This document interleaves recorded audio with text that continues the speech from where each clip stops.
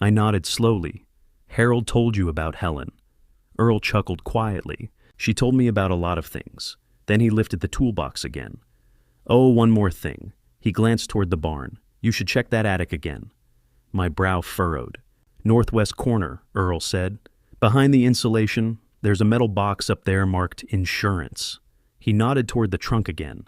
Harold said you'd know what to do with it. He tipped his cap toward me.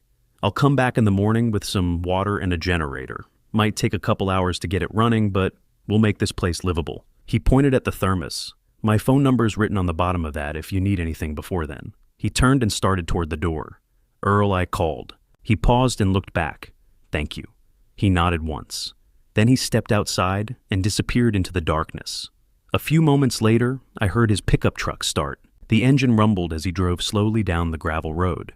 The sound faded into the distance. I stood in the doorway for another minute, listening to the wind moving through the wheat fields. Then I grabbed the flashlight from the table and headed back toward the barn.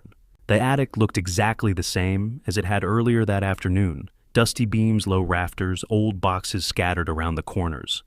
I moved to the northwest corner. Behind a sheet of pink fiberglass insulation, just like Earl had said, I found a small metal box. It was tucked tightly between two beams. I pulled it free and brushed away the dust. The word insurance was written across the lid in black marker. I opened it. Inside were photocopies of every document I had already seen in the trunk. The red folder evidence, the blue folder conspiracy files, copies of the trust paperwork.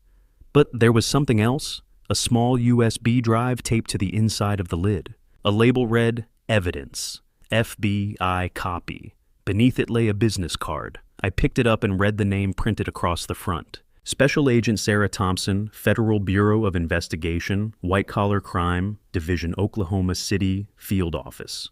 I slipped the card into my wallet beside Harold's letters. Then I carried the metal box down from the attic. Outside the barn, the wind had picked up, rustling the wheat fields like distant waves. I walked back to the truck and locked the metal box safely inside the cab. When I returned to the farmhouse, the lantern cast a soft yellow glow across the small room. I poured a cup of coffee from Earl's thermos. It was still warm. Then I unwrapped the sandwich. Turkey, Swiss cheese, mustard, simple, perfect. I ate standing beside the window. Outside, the fields had gone completely dark. The sky above them was filled with stars. No streetlights, no traffic, just wind and silence. I thought about everything that had happened in the last 12 hours. Walter stealing from us, Victor Hartman's conspiracy, the oil beneath the land, the trust Harold had created. Walter and Victor circling the farm like wolves waiting for weakness. And then I thought about the fortress Harold had built around me. Helen with the legal documents, Earl watching the land, the FBI evidence in my wallet, the ethics clause waiting to trigger if Walter made one wrong move. I was 68 years old, sitting in a farmhouse with no electricity, no running water, and $25 million in oil buried beneath my feet. But for the first time since Harold died, I didn't feel alone. She had built walls around me, strong ones, and I was standing safely inside them. I finished the coffee and set the thermos back on the table. Then I walked over to the metal cot. Before lying down, I pulled Harold's letter from my pocket, the one I had found inside the trunk. I read the final line again. I love you more than I ever said. Trust the farm. I folded the letter carefully and placed it beside the lantern on the card table. On the windowsill sat a jar of water with 3 small stems I had cut from the yellow rose outside. In the lantern light, the petals glowed faintly gold. Outside, somewhere beyond the barn, a coyote howled. The wind rattled the screen door softly. I closed my eyes, one hand resting on Harold's letter. And for the first time in weeks, I slept. March 31st, 10 in the morning. The sound of tires crunching slowly over gravel pulled me out of sleep. For a moment, I stayed still listening. 2 vehicles had just arrived. One engine hummed quietly, smooth and expensive. The other was deeper, heavier, the unmistakable rumble of a diesel truck. I sat up on the cot and swung my feet to the floor. The farmhouse was still cool from the night air.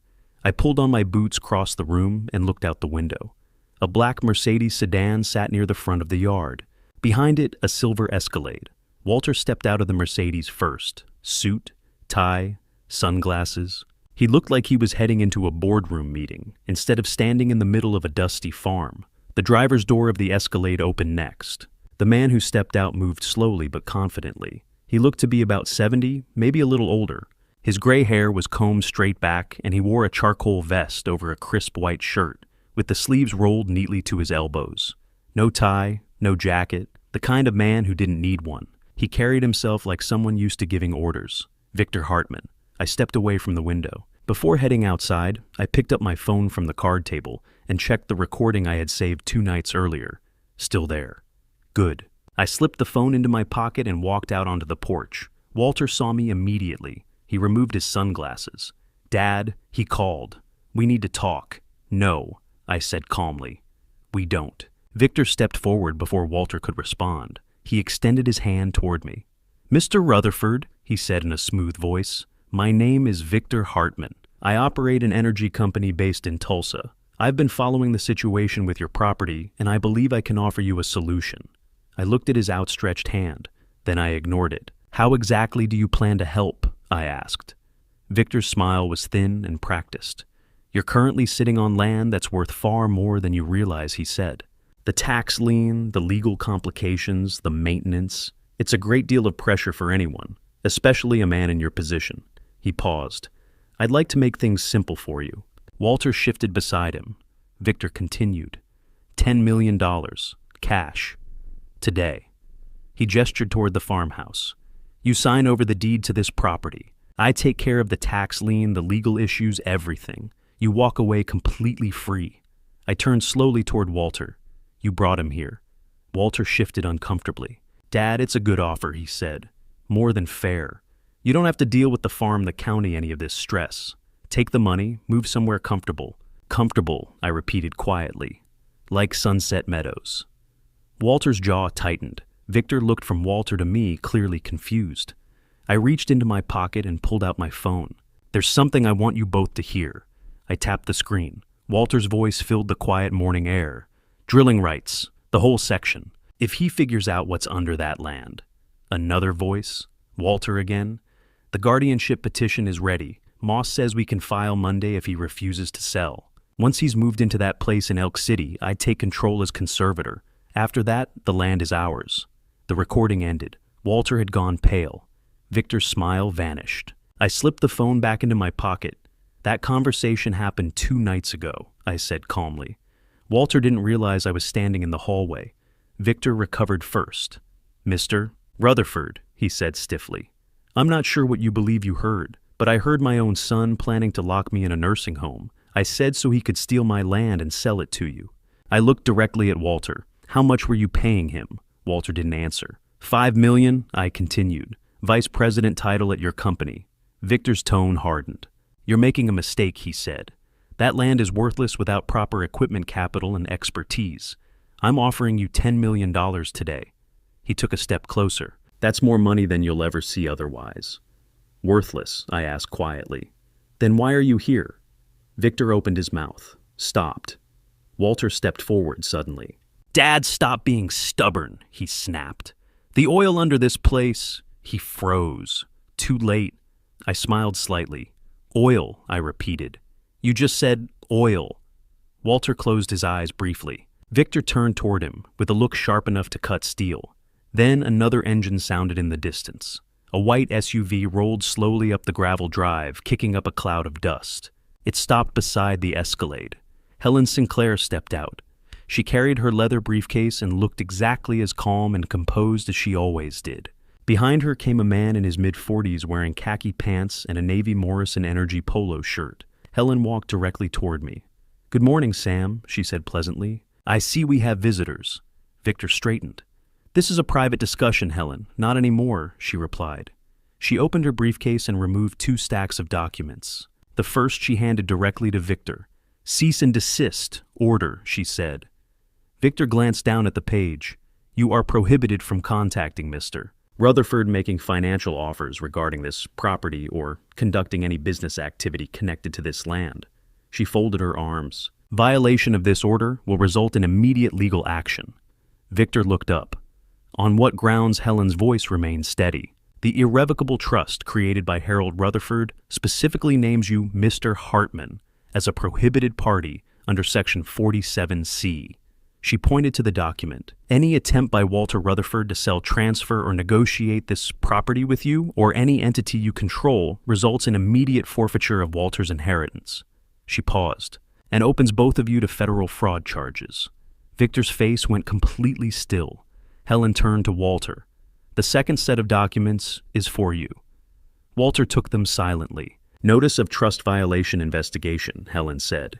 If you pursue a guardianship petition attempt, a power of attorney arrangement, or enter any business agreement involving Mr. Hartman, you lose everything. She spoke clearly. The house in Southern Hills, the investment accounts, the retirement funds, all of it. Reverts immediately to your father. Walter stared down at the papers in his hands. Helen gestured toward the man beside her.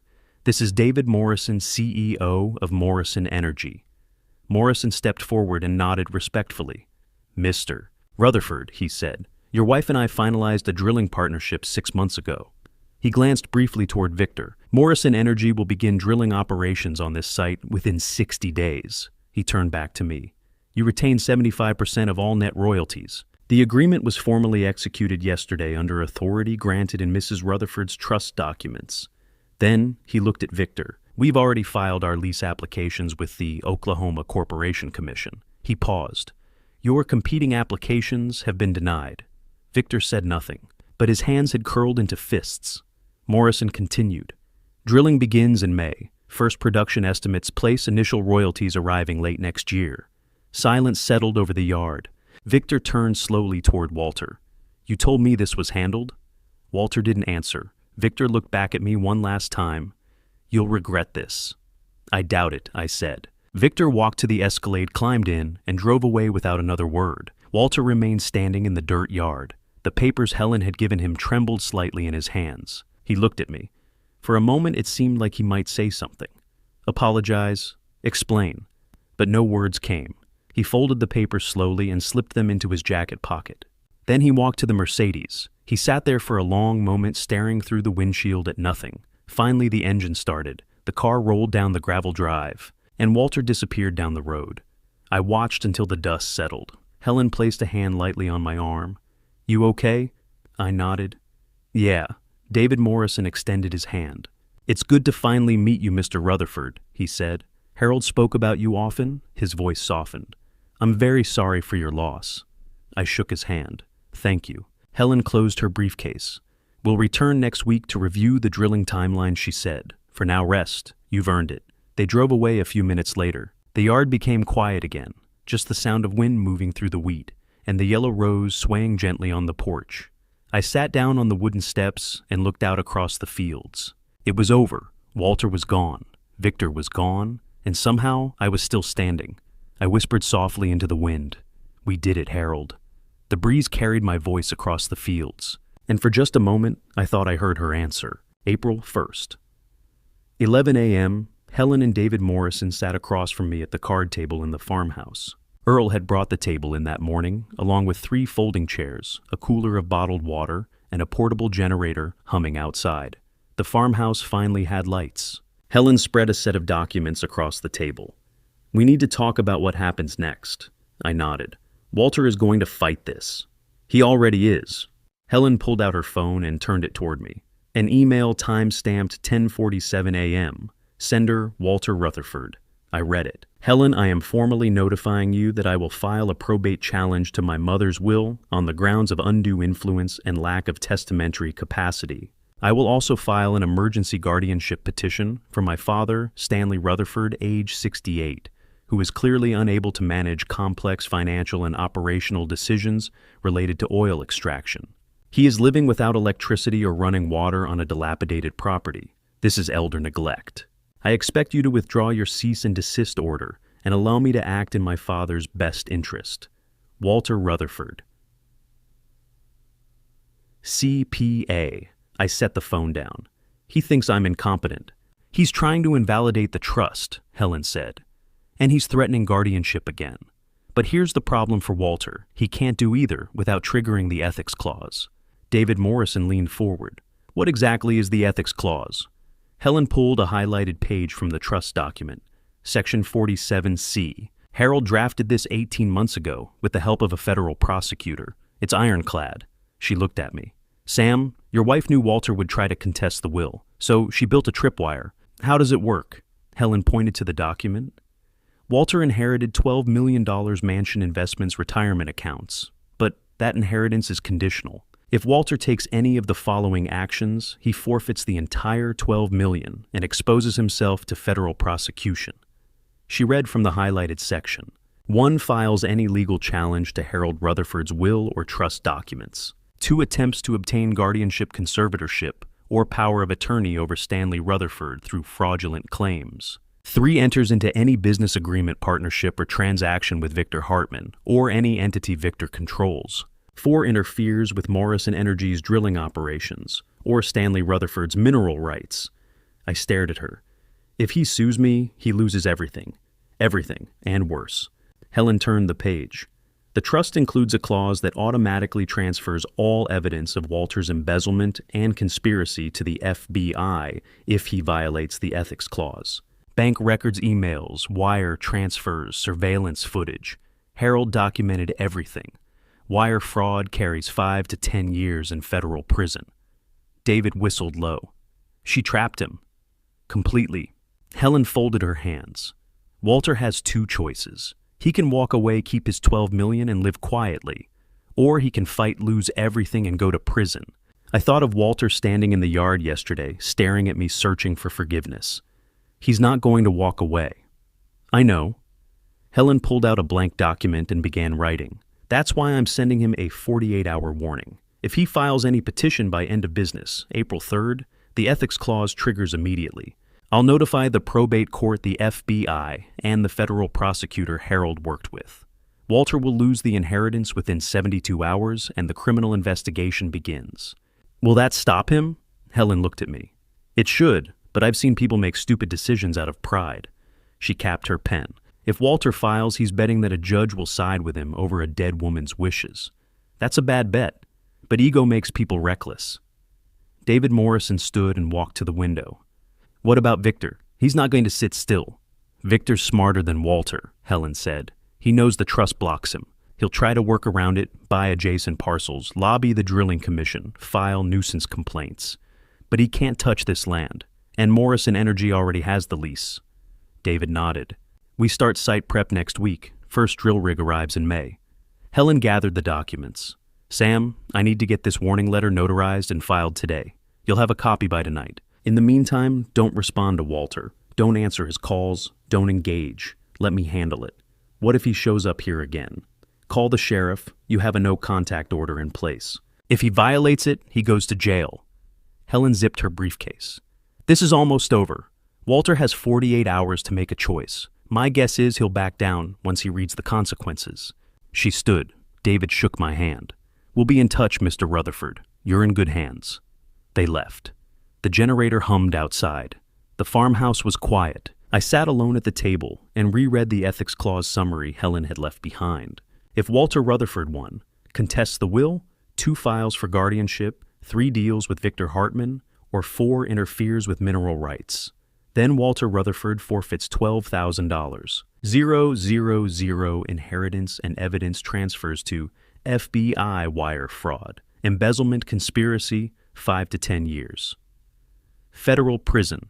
Harold had thought of everything. She'd built a legal cage around Walter so tight he couldn't move without destroying himself. But I knew my son. Pride didn't listen to logic. He'd spent 18 months planning to take this farm. He'd stolen hundreds of thousands of dollars. He'd tried to lock me in a nursing home. And yesterday he'd stood in this yard offering $10 million like he owned the place. Would he really walk away now? I thought of the email. I will file a probate challenge. Not I'm considering. Not I may. I will. Walter thought he could win. Thought a judge would look at me, 68, living in a farmhouse with no running water, and declare me incompetent. Thought he could override Harold's trust, take control, sell to Victor, and walk away rich. He didn't understand.